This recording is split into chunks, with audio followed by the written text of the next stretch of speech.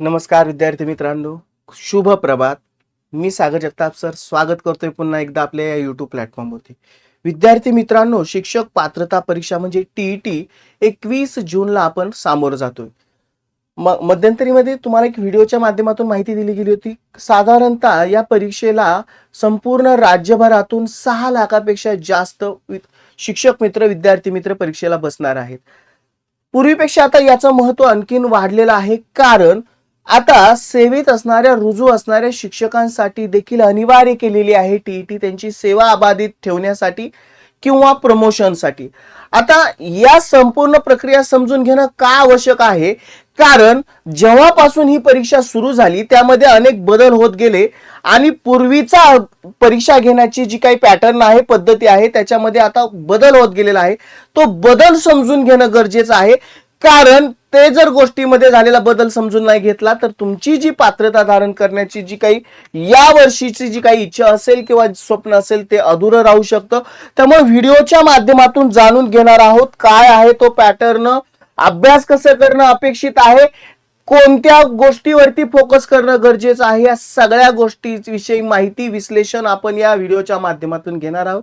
तत्पूर्वी चॅनलला नवीन असाल तर चॅनल सबस्क्राईब करायचं आहे, व्हिडिओ शेअर करायचा अशा विद्यार्थी मित्रांपर्यंत जे या परीक्षेला सामोरे जाणार आहेत, शिक्षक मित्रांपर्यंत हे जे या परीक्षेला सामोरे जाणार आहे. आणि जाता जाता जर माहिती आवडली असेल तर लाईकच्या स्वरूपात प्रतिक्रिया द्यायला विसरायचं नाही. विद्यार्थी मित्रांनो, शिक्षक पात्रता परीक्षा टीईटीचा विषय निघालाय आणि यातलंच एक महत्वपूर्ण आणि सर्वात चर्चेत असणारं नाव म्हणजे बाळासाहेब शिंदे सर. कारण यांचं जर मार्गदर्शन लाभलं तर तुमचं यावर्षीचं पात्रता धारण करण्याचं स्वप्न साकार होणार आहे.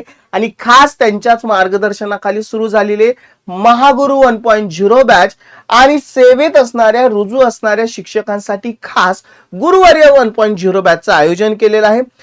यामध्ये मार्गदर्शक होते स्वतः बाळासाहेब शिंदे सर आणि त्यांच्या समेत महाराष्ट्रातील सर्वोत्तम टीम तुम्हाला मार्गदर्शक म्हणून लाभत आहे. परिपूर्ण अशी तयारी, यशाची हमखास खात्री. आणि आणखीन एक विशेष बाब म्हणजे ज्यावेळेस तुम्ही ही बॅच परचेस कराल, शिंदे सरांचं टीईटीचं अत्यंत दर्जेदार असं पुस्तक टीईटी महाग्रंथ हे अगदी मोफत मिळणार आहे.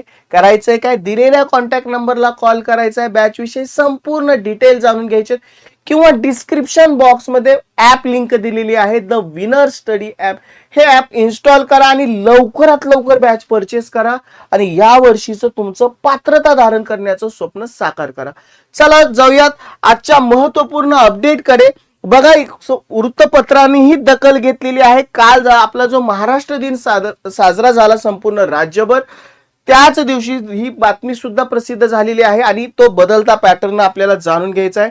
बघा, हेडलाईनच जी मी वापरली तिथं हेच आहे, टीईटी पॅटर्न बदलला.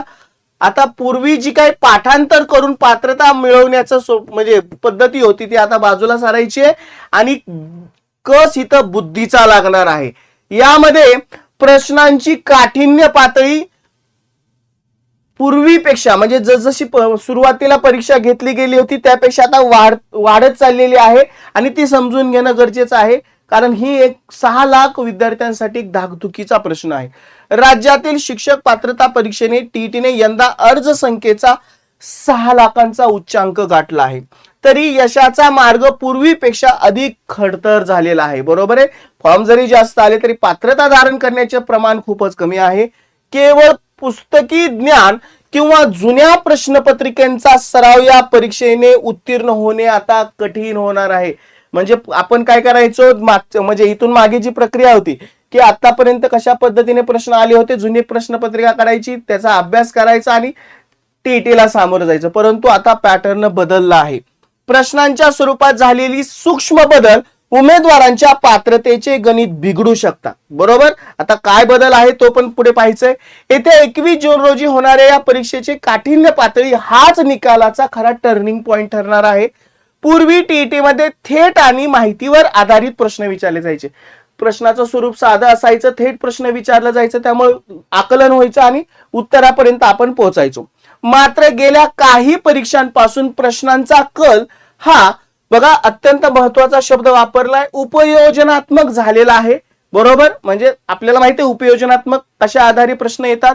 बालमानसशास्त्रात आता केवळ व्याख्यानं विचारता वर्गातील प्रत्यक्ष परिस्थिती हाताळण्यावरती भर दिला जात आहे, तर गणित आणि विज्ञानात तार्किक विचार, बघा मुद्दा नोट डाऊन करून ठेवा, तार्किक विचार आणि क्षमतावरती तपासली जाते। अर्जांचा महापूर आल्याने खऱ्या अर्थाने पात्र उमेदवार निवडण्यासाठी परीक्षा परिषदेने प्रश्नांचा दर्जा केंद्रीय स्तरावरती असलेली जी CTET परीक्षा आहे त्या धर्तीवरती नेलेला आहे।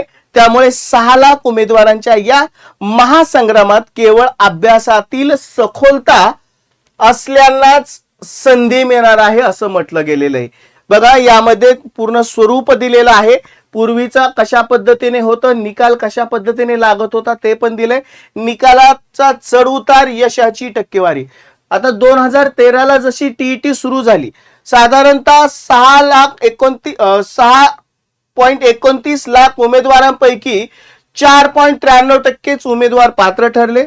2015 सर्वात कठीण अशी म्हटली जाते, निकालाचा टक्का थेट 0.85% वरती आला। 2018 ते 21 निकालात किंचित सुधारणा झाली, तरीही सरासरीचं प्रमाण 3 ते 4% राहिलं। म्हणजे ही आकडेवारी दरवर्षी साधारणतः 1 ते 4% मध्ये पास आउट होण्याचं, पात्रता होण्याचं प्रमाण होतं। 2026 6 लाख उमेदवारांपैकी साधारणतः 18 ते 24 हजार, इथं 3 ते 5%। म्हणजे तुम्हाला जरी मागच्या आपण मध्यंतर 2025 ची जी TET परीक्षा आपण त्याचा निकाल पाहिला, त्यावेळेस संख्या प्रचंड दिसते की आतापर्यंत पात्र होणारे विद्यार्थ्यांची संख्या जास्त होती, परंतु विद्यार्थी जे परीक्षेला बसले आणि पात्र झाले यांची जर प्रमाण काढलं तर ती सुद्धा टक्केवारी यामध्येच येते। म्हणजे पात्रता होण्याचं प्रमाण कमी आहे।